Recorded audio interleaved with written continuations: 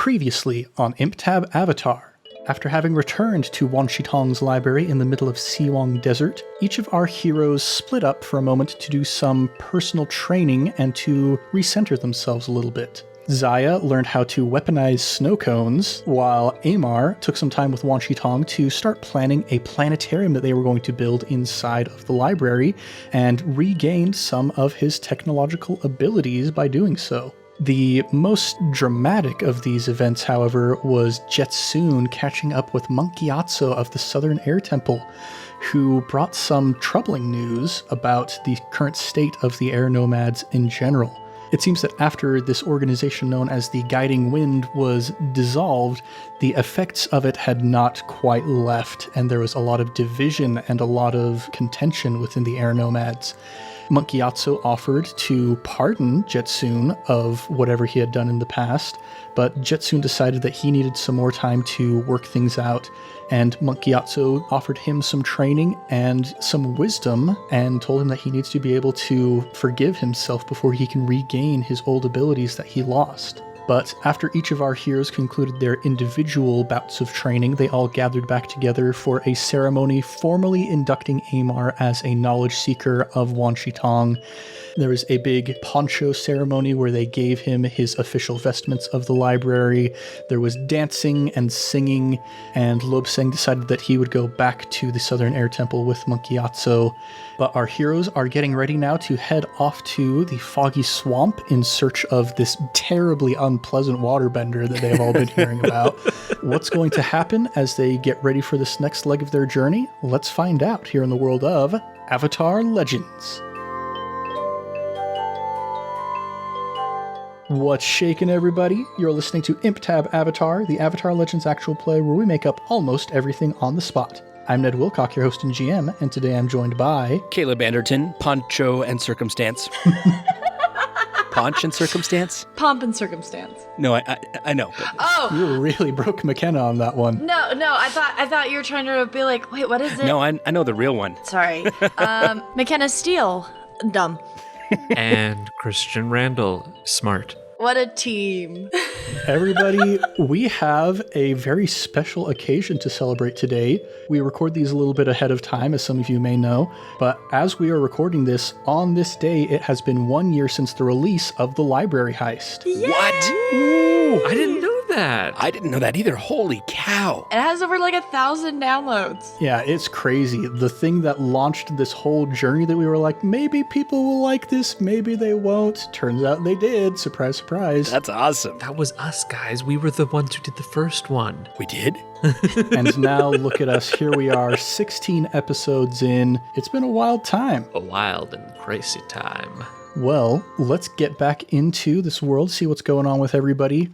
Presumably after that big kind of party ceremony of the bestowal of the poncho, you've had some time to kind of chill off. We'll just say it's the next day, and you guys are still preparing, getting ready for your next outing. Is there anything else that you guys want to do here in the library as you're getting ready to head out on the next leg of the journey? I would like to take some time to find a quiet place near the top of the library on the roof and do some meditations. It's been a pretty chaotic time, and over the past few weeks I've had moments to meditate, but not like some time that I really set aside to dedicate to that.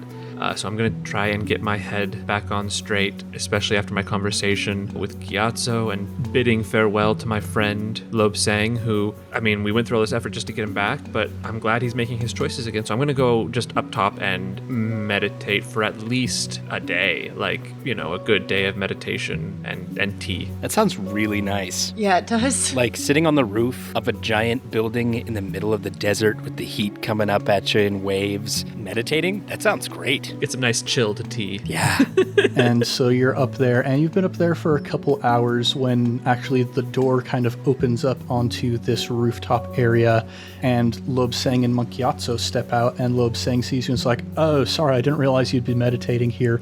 We were just going to do a little bit of our own meditation session, try and, get ready for the trip ahead, but if you're busy right now, we can find another place. Not at all, please. I'd be happy if you joined me up here. They come and sit down they've brought their own pillows, their own Zafu pillows that they've brought with them. They sit in kind of a triangle with you surrounding the tea service, and Gyatso looks towards you and says, I have been speaking with Je-Tsun about his experiences losing and regaining his memory, and he has said that things have not been quite so easy with your friend Amar. Yes, I am not entirely aware of his history, not as familiar as I am with Je-Tsun, so it has been more difficult trying to tease out the information that may be hidden underneath the surface. That being said, what he has remembered has helped us tremendously, and hopefully will in the future. Yes, as I think upon the experiences of both Je-Tsun here and those he has told me about Amar, it seems that history and familiarity are important factors in being able to regain one's memories. You see, Je-Tsun here has been able to surround himself with things that he recognizes, people that he loves and is familiar with, and now being back in the library has been able to regain memories quicker as well. Whereas your friend Amar has been in unusual surroundings, traveling with strange people that he did not know before. Perhaps, if he wishes to regain his memories, he might need to go back to a place where things are more familiar. As always, your wisdom is appreciated. We may need to make a trip to the Fire Nation in our future. I do wish to help him regain his memories. And I am sure that much good will come from doing so, for while the remembrance of past difficulties can be painful, it also brings with it understanding and knowledge. I kind of blush a little bit and look over at Je-Tsun when he says that. Yes, it does. It does. If you'll excuse me, I may leave you two to meditate. I find myself wishing to speak with Amar after our conversation. You may use the tea. I will leave it here for you. Je-Tsun has already been brewing his own tea, and he's like, oh, yeah, sure. Thanks for the permission, I guess. I kind of give him just kind of a sideways smile, and as I stand up, I give him a little squeeze on the shoulder as I head towards the latch to go back into the library. I pause for a moment and I turn around. Thank you again, Master Gyatso. It was a pleasure seeing you, and I look forward to eventually returning and continuing our discussion from earlier. I'm sure Je-Tsun will have much insight that I would be redundant for. He gives you the airbender salute and bows and says, if you need us, you know where the Southern Air Temple is. Of course. Thank you. And I will descend into the library with my mind a little turmoiled again, but calmer after some good meditation. And you go off in search of Amar. And Amar, what have you been doing this whole time? I have been pretty busy with the project from Wanji-Tong, building the giant sky calendar. But every spare moment I have, I am tinkering away with whatever scrap metal I can get my hands on to rebuild Fifi. Indeed. Let's have you rely on your skills and training. That is a 9. All right, so that is a partial success. That means you do it imperfectly, and I tell you how the approach might lead to unexpected consequences. So as you're putting the pieces back together, you're a little bit rusty, you're just kind of regaining these abilities. Some of the pieces are familiar to you, you're able to get them back into the right places. But there's a couple places where you're kind of like, I'm not entirely sure. I think this is how it works. But when you fire up Fifi, it's working. It's just a lot louder than you remember it being. Whoa. So any opportunity for stealth is going to be completely out the window if you try and travel on Fifi. Oh, Je-Tsun, it's good to see you. Just yelling over the din of... Oh dear, that is terrifying. How in the world did you ever approach us on that thing and we didn't hear you coming? It was quieter before. I'm not sure why. It's not working now. Here, let me shut her off here. Yeah, I think I still have a few things to work out. I'm not quite there yet, but I mean, she'll run if we want to. Well, it is a magnificent looking creation. A little intimidating, but beautiful. Thank you. It's quite fun, too. There's a sidecar here for you. I couldn't find all of the materials from the other sidecar. I had two at one point, I believe. But that's okay. I figure Ziah wouldn't mind, riding with me, would she? That sounds fun, right? Absolutely. It doesn't seem like any sort of issue. Oh my gosh. And I'm glad you've made it look relatively comfortable. I'm sure I can sit down there.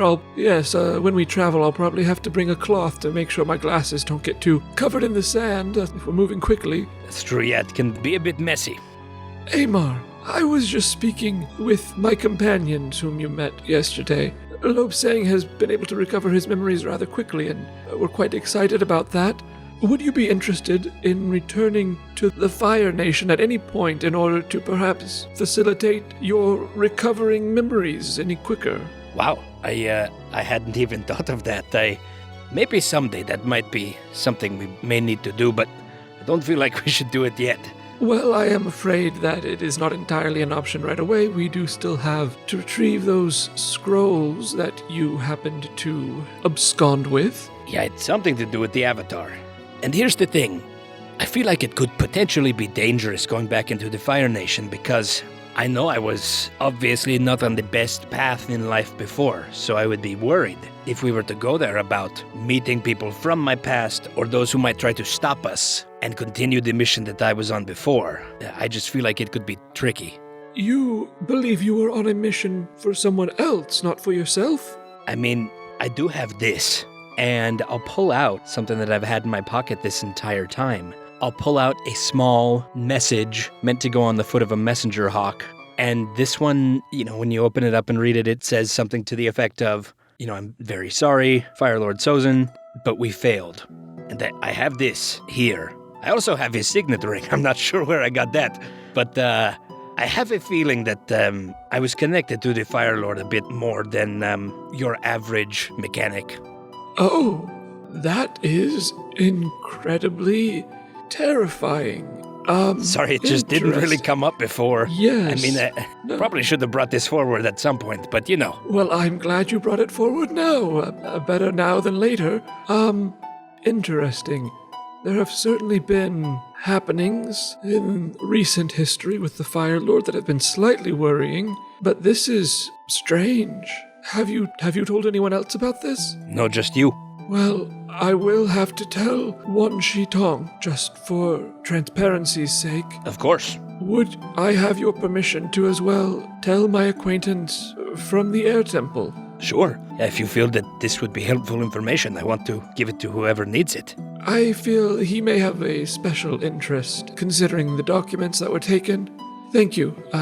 Thank you for being so open about your past in general with us.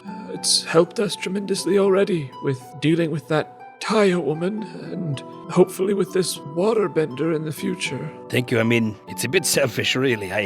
It's not every day that somebody is given a second chance, and I feel like I was given one. A chance to start over, because I don't think I liked where I was before, but I have the chance to change that. Yes, I believe all people can change, and I try and give everyone that opportunity. It was offered me once. I've seen exactly how helpful it can be. And I will give a slight bow out, and I will just quickly pop up and tell Monk Gyatso kind of what I found out, and then I will on purpose go to a place that is hard to find. And I'm sure like Ziah knows it because it's like my go-to hiding place, but like most people wouldn't be able to find me. And I'm just going to go hide in a corner and do a little more meditation. Yeah, and Monk Gyatso, of course, is very troubled by what you've said. But Lobsang is like, well, maybe it's actually a good thing that Amar got knocked out and Taya took all of the scrolls, because that means they didn't get to Lord C1e16 at least. Am I right? That is actually a very good point. I didn't consider that. Hopefully, that's the case. And Gyatso's like, we will still have to keep our eyes very closely on Lord C1e16, but hopefully Lobsang is correct. Hopefully we can relax a little bit. Good points all around. I will dip out and go hide. Okay, we'll pick back up then with Amar down below as you've kind of finished up Fifi. You're looking over your craftsmanship. This is going to tie directly in with your mastery condition. So in order to master your collect material technique that you just learned last session, you are going to need to scrounge those bits and bobs from Fifi. So you're going to have to sacrifice Fifi for a temporary time in order to master collect material. Really? And you can still rebuild Fifi afterwards, but it's going to be, a moment of personal sacrifice to dismantle this thing you love in order to protect the people around you. Okay, I like that. All right, well, I know that something's not quite right with the construction of Fifi yet anyway. Probably won't be the best with it being as loud as it is. But first I'm going to find Ziah. All right. Where is Ziah? I've just found like a little window spot just to sit And with my poncho, when it got burned from fighting the buzzard wasps, I decided that it looked really cool. So I took like a ribbony type material that matched along with the color scheme of it and just started adding it along the edge where it had burned so it wouldn't fray or anything, and around like where there might have been like a hole or something. And so I'm just sewing up in a little nook, and I got like a little bowl there of nuts and stuff for Marmar, and he's just kind of sunbathing in the window. Yeah, he's in the middle of a food coma after having eaten way too many nuts. Yeah. Knock, knock. Ow. Hi. Sorry. Hi. Yeah, what's up? Hey, sorry, no, I don't mean to interrupt. You're fine. That looks cool. I like what you've done with the ribbon and the cool scorch marks. Okay, I thought so too. That's why I ran into my little stash under my bed and I got whatever ribbon I had. I think it looks amazing, and I think it makes me stand out in like a good way to where I can still be my own person, but I just feel like it looks like I could kick butt. Yeah. It's like, yeah, I'm in the library, but like, don't mess with me. Absolutely. You know, when I was a kid growing up, I remember this. I would take my own clothing, and specifically to be cool, I would give it scorch marks. Like in my firebending, I would, like in the knees. Yeah. Sometimes I would like burn out the knees so that you have the knee holes. So it looked like you'd get in like fights or something? Yeah, it kind of, gave you that rough street look, even if it wasn't true. That's really smart. Yeah, if you ever have any places that like, one side got burnt more than the other and you needed to even out or something, I could probably give you some more. Ooh, yeah. Make it look cool if you want. Ooh, yeah. Let me, once I finish, like, sewing up all the edges, I'll hang it up and put it on, and we can take a look at what parts need it. I wish I could do something like that with my water bending, because if I did something like that, it just looks like I wet my pants. I mean, you can make things dry. That's pretty cool. Oh, yeah, I guess. If you ever do wet your pants, you fix that very quick. No problem. This is getting awkward. I wanted to show you Fifi. Do you want to come to see Fifi? Yeah, let's go. Okay, yeah, we'll be back, Mar. And Marmar just gives a little squeak, a very long, kind of like a deflating balloon almost. He's so cute. I love him. So I will lead Ziah down to the little shop area. I'm assuming that there's something like that in here, one of the spare rooms or whatever where I've been tinkering. And I'll say, okay, so this is Fifi. This is, I've been working on her for a long time, and we've been together through a lot, but there's something wrong right now. She's way too loud. So I'm going to have to take her apart and redo it later, because if it's running too loud, that really means that there's something not right with all the internal components, and it'll wear her out over time. But anyway, this is Fifi. I just wanted to introduce you to. Well, it's very nice to meet you. This is really cool. I've never seen anything like this. This is... How do you start it? So it's all just through firebending. You see, I bend into the handlebars up here, and it actually reroutes the flames through these tubes, and then it comes out the back, and that is what propels us. It's pretty cool. I mean, you don't want to... Do you want to try it? Do you want to go for a ride? Sure. Okay, look at that, and... I'll detach the sidecar real quick. Yeah, that part wasn't quite ready anyway. You'll just have to sit on the back. Oh, okay. Do they have a lot of these in the Fire Nation? This is the only one. Oh. This is one of a kind, baby. So is it safe? Absolutely. Okay. I mean, do you trust me? Well, it depends on the day, but let's go. Okay, let's go. And yeah, I'll bring it outside to the outside of the library and take a few laps, go over some dunes. Yeah, you share this whole new world with Ziah. Cue music. You could get me with a Disney reference every time. I'll specifically maybe try to go fast enough that freaks you out a little bit. Maybe you have to squeeze onto me a little tighter than you normally would. Classic move. Yep. I love it. It's not classic. He just invented it. What are you Oh, talking- sorry. It's the only one in the world. How could it It's be classic? the OG move. Yeah. Wow. Yeah, I'm really glad we left Marmar upstairs, because he would have hated every second of that, but that was incredible. Is that always how fast that goes? I mean, sometimes it can go faster even if you wanted to, but That's isn't it so much fun? insane! Don't you just love the feeling of the speed? Oh my gosh, that was wild. I've never gone that fast in my life. Anytime I have tried to go on the water, even when we were on Lake Laogai, we were never going that fast. That was incredible. It's pretty fun, and I'm glad you liked it. I mean, I think you've got something amazing. And it's the only one? And you came up with it all on your own? I did, yes. It's, I'm hoping someday maybe to make more of them. I feel like people could enjoy something like this, but it's the only one. I came up with it. Amar, you're brilliant. This is so much more fun than traveling by beetle. I'll help you. If you need help, I would love to help. This is so much more fun way to travel. Thank you. Yeah, I think, like I said, I need to take her apart and put it back together. I don't think I can do it before we leave this time. But when we come back, I would love some help. You could help me out and we could get her up and going. Vroom, vroom. Yeah. Oh, wow. Because that's right. Like the bike. That's where it's from. Oh, my gosh. That's so funny. Amar, you're so clever. Amar is beaming on top of the world right now. Speaking of trip, are you feeling ready? I think so. I mean, you should be pretty excited. We're going towards the Foggy Swamp, right? Yeah, I am. I mean, this has been on my mind for, I feel like as long as I can remember. It was my favorite thing to read about and hear about growing up. I mean, we just heard about this group that went off to just explore and never heard from them again. And when I came here, I learned that's where they went, but I don't know. I guess I just kind of worried it's just not going to be what I expect it to be, or it's not going to, I don't know. What if it's not everything I hoped it would be and I've wasted, all that time dreaming? I mean, that's the cool thing about solving mysteries, is it doesn't have to be what you expect. But you have solved the mystery and you found the truth of the matter. And that's pretty cool in and of itself. I guess that's true. I haven't told anybody back home about where they've gone off to yet. Just because, I don't know, I haven't gone there myself, so I don't want to I don't want to disappoint them. And I don't talk to them as much as I probably should, but it's okay. Maybe let's go meet the actual people in the Foggy Swamp and see if they even want to be found. Maybe they don't. That's true. So maybe it's a good thing.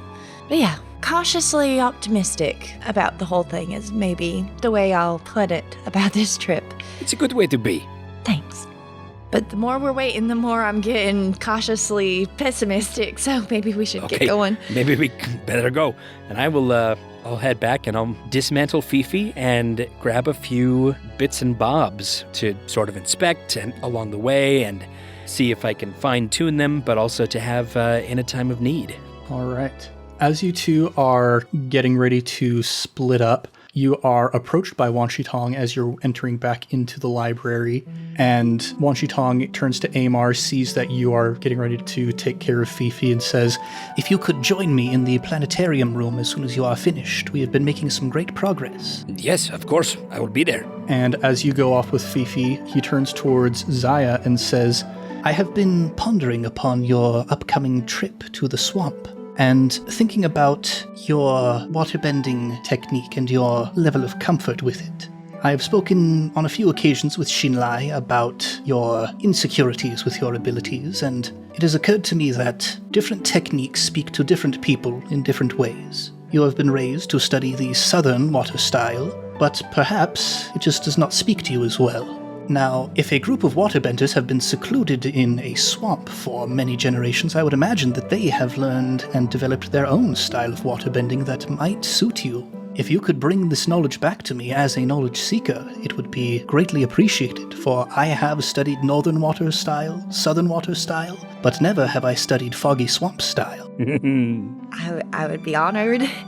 That would be amazing if there is something. And yes, I would love to. I will write everything down. I will learn everything I can and bring it back for you.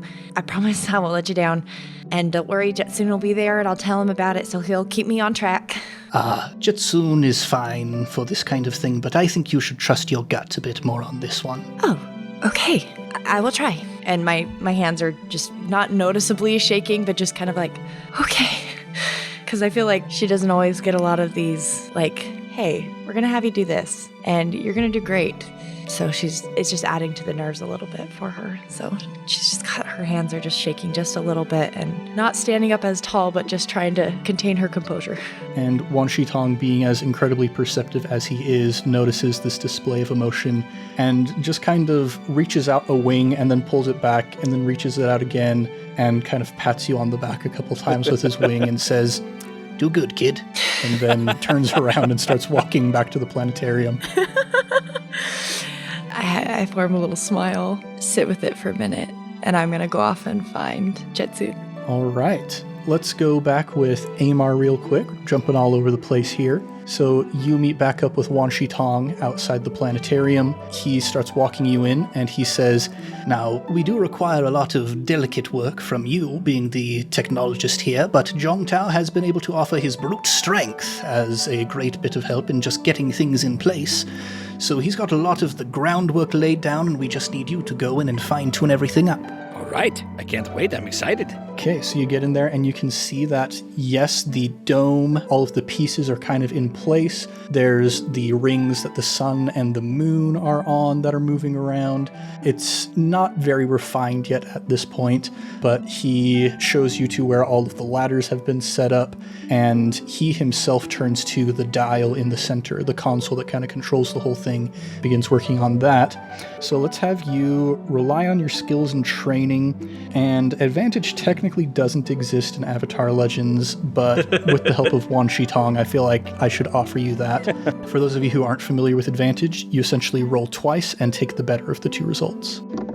I got a 10 and a 9, so I'll go with the 10. All right, full success. So after this bit of work that you're doing with Wan Shi Tong, you get down to the center console, and he says, "Well, the moment of truth," and reaches out with a talon and turns the dial into place, and you can see above you the celestial bodies moving in sync with each other. These stars, these bright lights streaking across the sky during the night, giving way to the beautiful sunshine of day. And you just kind of sit and watch this display going on for a while, and you can see this dazzled look in Wan Shi Tong's eyes as the stars are passing across them. And it gets to this point eventually where, not too far in the future, during the middle of the night, you see this large, bright star raise up from the horizon and start moving. And Wan Shi Tong steps forward and pauses it and says, "This is unusual. A great comet arriving in the near future." Really? Yes, Amar, you should be excited about this. As I'm sure you're aware, firebenders gain great control and great power over the fire from the sun, but there are other flaming celestial bodies that can also increase a firebender's power. As soon as this comet arrives, you might see your power increase 100-fold. Man, I gotta go on a ride on Fifi then. I will be far away because I don't want to be in front of you when that happens. Yeah, Amar's already making plans to take Ziah on the ride of her life. I was really hoping that was going to be the plan. We're gonna break the sound barrier. It's gonna be great. Yes! And Wan Shi Tong continues the planets moving in their paths across the sky, and after staring at it for a while more, turns to you and says, "You've been very helpful, Amar. If you will pardon the librarian humor, you truly cannot judge a book by its cover." Oh my gosh. Well, thank you. Thank you very much. This is amazing. I've never gotten to work on anything of this scale before. He looks down at you and says, "You seem to be fitting well in with Je-Tsun and Ziah." I like them. I like it here. This is a good place, and it's hard to find good places with good people, but I feel like I found it here. Ah, yes, good people. You know, Amar, I have been thinking, if this were a story being told to young children as a morality play of sorts, surely the narrators would look at you and label you as the villain for what you did early on. But tell me, Amar, do you feel like a villain? Do you feel evil? I don't feel that way right now. When I first woke up and all I was told was that I did something bad, I stole some things, I hurt some people. That was a scary feeling, and I think I thought that I might be the villain. But I don't feel like that is true anymore. And he looks back up at the stars and says, "Good and evil are interesting concepts to struggle with. Rarely are things so black and white." And you see he's facing away from you, and you can see those markings on the back of his head. And he says, "To render things in black and white would be to..." And then he turns his head around towards you so you can see his beak and his eyes in the places where those markings were. "To render things in black and white would be to discount the other possibilities that may lie beneath. Good and evil are considered to be great opposites, the means by which the world is organized and run. But good and evil are often determined by what we grow up with." And he walks over to the dial in the center, and you can see it's got all of the different dates and the seasons written on it. And he says, "We often look at opposites and assume that tension must exist between them. But you see here, the spring equinox and the fall equinox. They are opposites to each other, but which is good and which is evil? I mean, I don't know. They both seem pretty neutral to me. He smiles and nods and says, precisely. And then he looks up to the stars and says, a more pertinent example in our current situation, the light and the dark, the day and the night. Many of your sort consider the day to be good and the night to be evil, for it is by the light of the sun that they can see that which delights them. They can do their work. But me, for example, I prefer the night, because it is when the sun is not hiding that which delights me. And you see him looking up at the stars, and they're streaking across his eyes again, and just this look of wonder in his face. It's interesting to think about that you can have such differences in people, and yet those opposites are not necessarily in conflict. And he smiles again and says, to be in opposition does not mean to be in conflict. It merely means to be different. The sun, which gives you power, is the opposite, per se, of the moon, which gives Ziah power. Neither is good, neither is evil. They are merely different from each other. Thank you. I believe you will find in your travels that there are no perfect heroes, nor are there any absolute villains. People will do things for whatever motivations they will. Consider what those motivations are, and you will learn who the person is. Thank you again. I feel like you cleared up a few questions that I had about my own past. I am glad to hear that. Hopefully you may be able to clear them up a bit more concretely. This business with mind alteration is troubling, to say the least. It's pretty weird, but could be worse. I could have ended up a potato person. The worst fate, truly. As he continues to stand there staring at the stars moving past, he says, you may stay if you wish, but if you have other things you need to take care of, you may go as well. I am merely going to stay here and study the skies for a moment. Well, thank you. I can't wait to work on this more when I get back. It's been an honor. It feels very special to be working on something that I know will probably outlive me. Yes, we all leave a legacy, and you have left a pretty good legacy from where I stand. Thank you. You too. And he reaches out a wing and then pulls it back, and then reaches it out again and pats you on the back a couple times. Yeah, I'll go finish packing up whatever I need for our trip. All right, and now we'll pick up with Ziah and Je-Tsun. Je-Tsun is hiding in his one hiding place that Ziah is the only one who knows where to find him in. Hey, you should really clean up in here. As you say that, my head whips up, and you see tear streaks on my face. I quickly wipe them away, and then shuffle some of the stacks of scrolls and such on the ground that I've been looking at. And oh, yes, you're right. It is completely unkempt in here, not becoming of a knowledge seeker. And I'll start stacking them in the corners and putting them back in order. Are you okay? I pause for a moment, my body kind of just freezing, holding a scroll out to set down. Master Je-Tsun and I have a complicated history. Seeing him again brought up some old memories is all. Like what? Mistakes I've made in the past. Regrets that I have from my younger days, when I was more foolhardy. I just sit down, cross my legs, and look ready to listen. Oh. I kind of look past her, trying to see, can I run away? Can I get through that door? I can tell you not very fast. I mean, you could try to push your luck. No, I consider it for a moment, and well, this might be something better told if Amar was able to hear it as well. That's fun. We got a long ride ahead of us. I kind of squint my eyes a little bit. All right, I'll make you a deal. I'll tell you about my past on the way to the Foggy Swamp. Does that sound amenable to you? Are we taking the beetle? Oh, I was hoping to take that Fifi contraption. Well, it was really fun. A really cool ride. You'll like it. It's really fast. But he actually had to disassemble it just because it was really, really, really loud. My ears are still ringing a little bit, so we're actually not going to take that. It would probably be hard to talk over that anyway, so that's fair. I'll check, see what we have available. Maybe a beetle. We may have a sand barge we could use. We'll see what's in the stables. I'll say yes to it as long as I don't have to drive the whole time. I think I would prefer to drive while I talk. It might provide a nice distraction for me. Okay, deal. I stick out my hand. I didn't spit in it. Okay, good. I was a little worried about that. And I'll shake her hand. All right. Any other last-minute things before you guys head out for the swamp? I'm just going to bring a whole new set of books about swamps and aquatic life and bugs and just swamp stuff. Oh, and some blank scrolls so that we can write down notes about any types of bending that we might come across. All right. So you guys head out.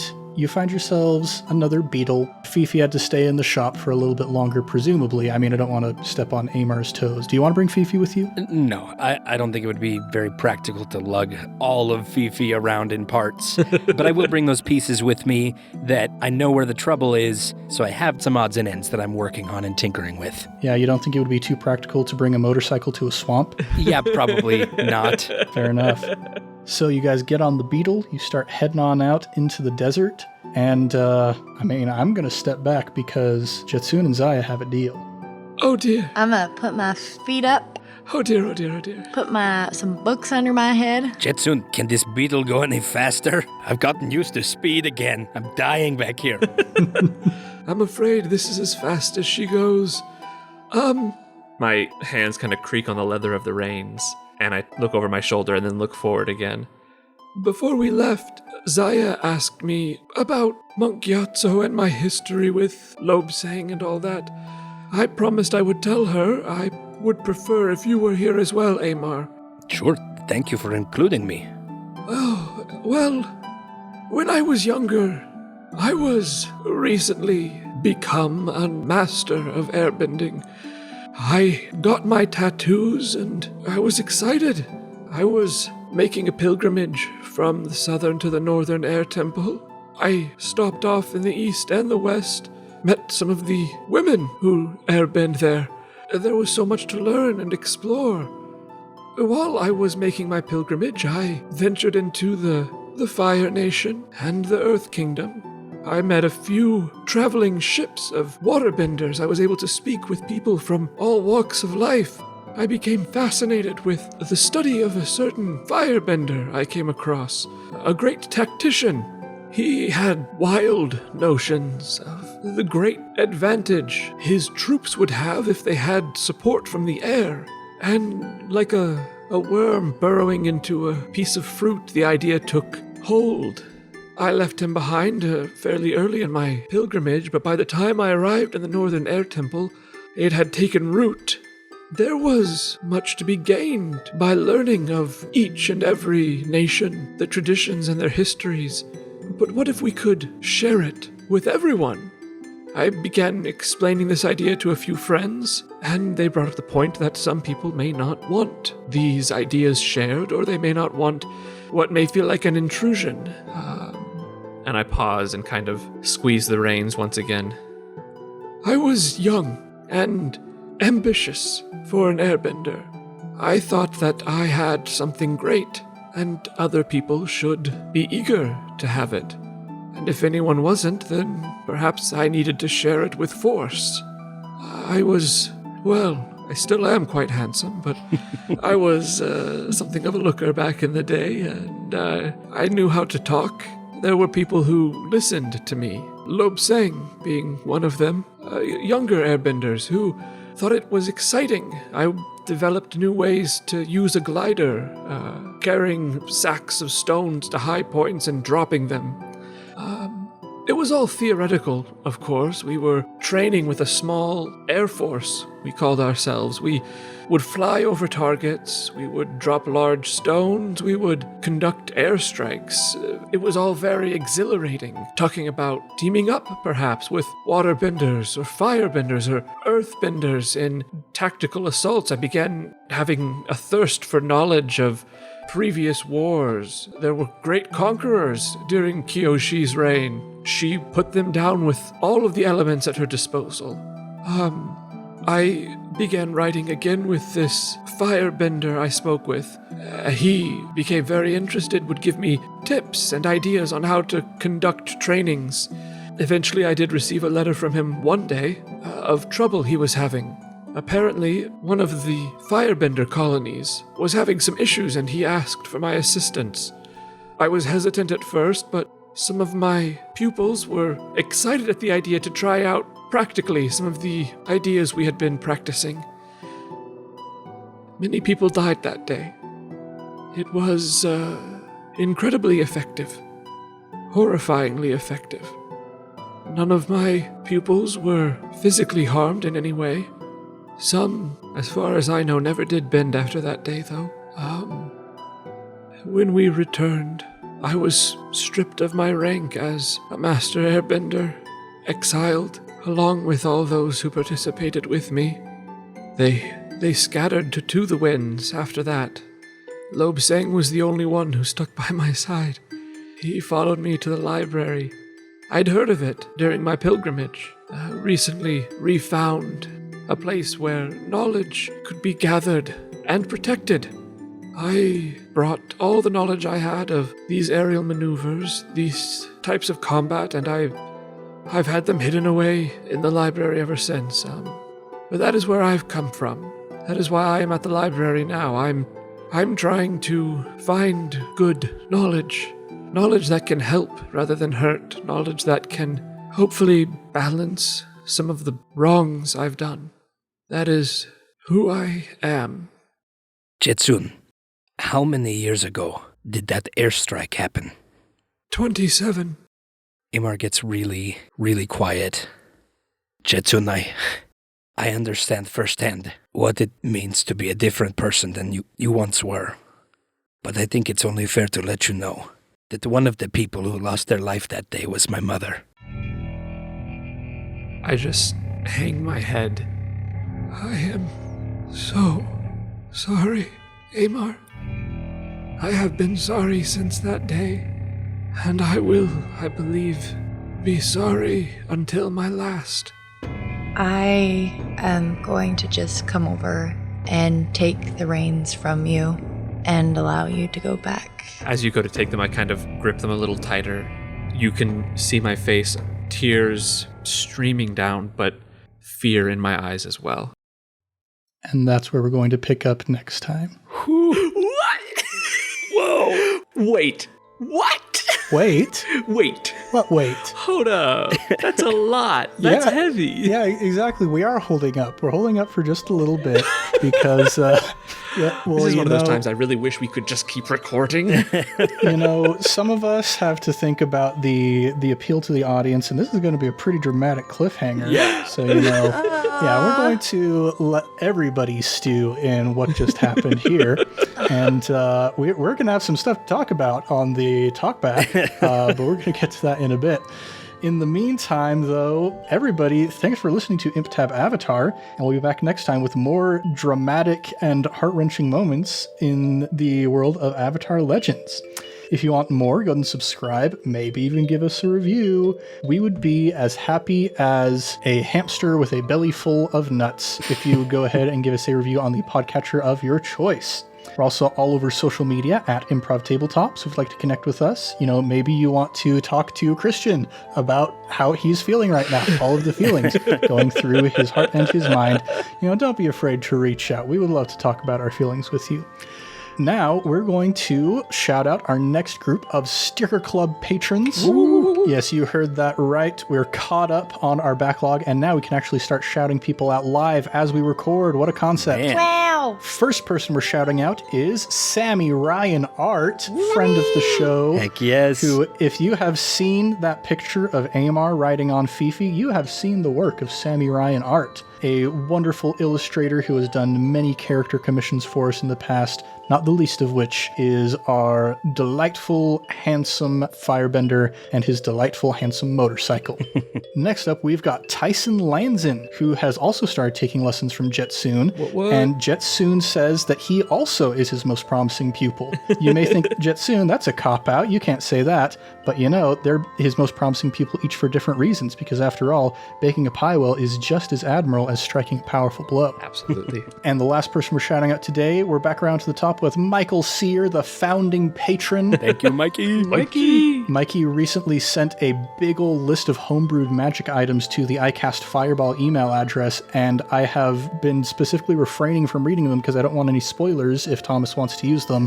But holy cow, there's a lot of them, and from the little glimpses I've caught, they seem really cool. Wait, Mikey, send them to me. Yeah, Mikey, send them to Kenna, and then she can enjoy things that I cannot enjoy. You have never called me Kenna a day in your life. You know, that was the weirdest little moment for me.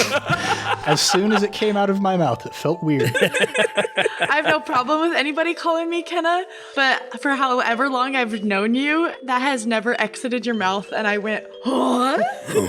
Everybody, you have witnessed history in the making.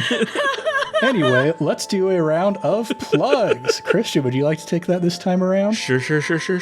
As always, feel free to go ahead and listen to some of our Fate campaigns. We've got plenty of them. The little 4-episode mini arcs. Always chaotic, always fun. Some more than others, in both respects. Just so many directions that everything goes, and I guarantee you will find one, at least, that you will vibe with. They are a blast. We also have our sister podcast, iCast Fireball, the 5e actual play.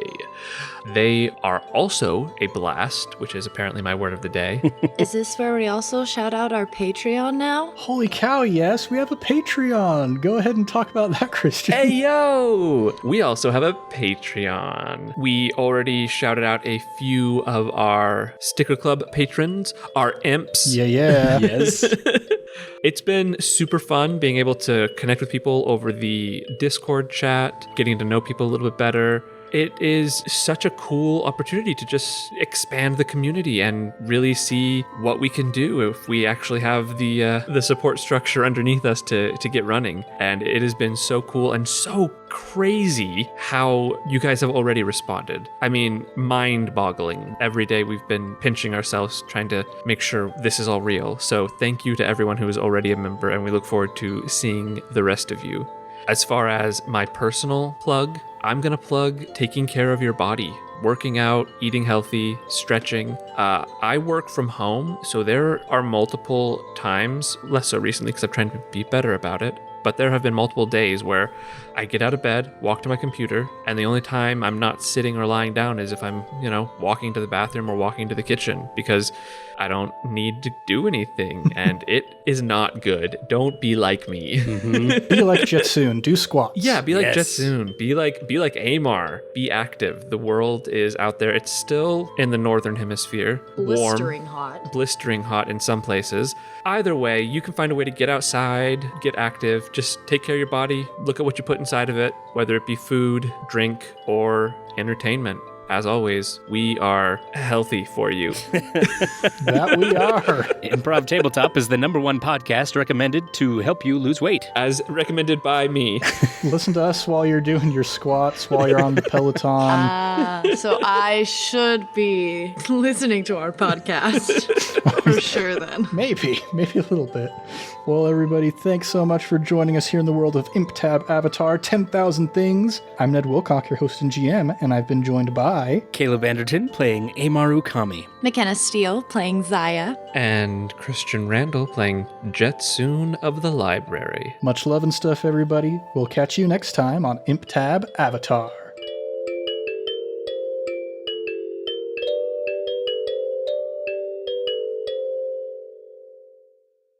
Oh my gosh, oh my gosh, oh my gosh, oh my gosh, oh my gosh, oh my gosh, oh my gosh.